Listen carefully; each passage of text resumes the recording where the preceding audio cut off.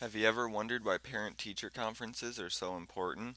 Our Lafayette teachers explain how they can benefit both the parent and the student.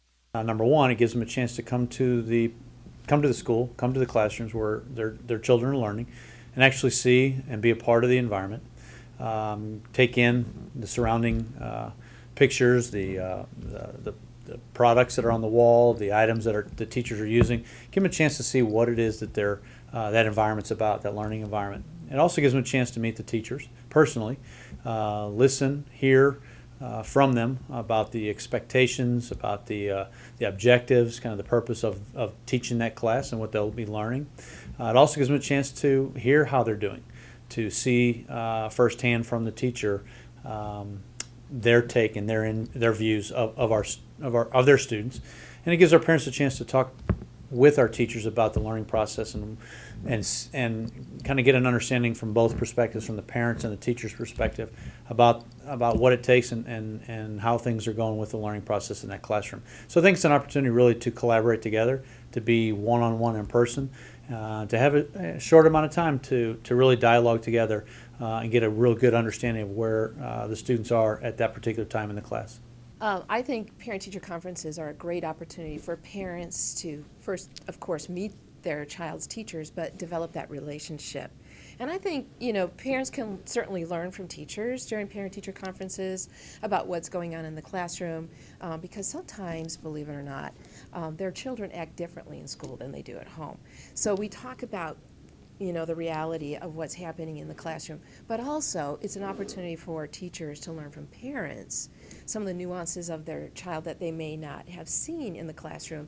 And actually, I love to get that sort of information from parents and sometimes, even offering tips about what they find works well with their child.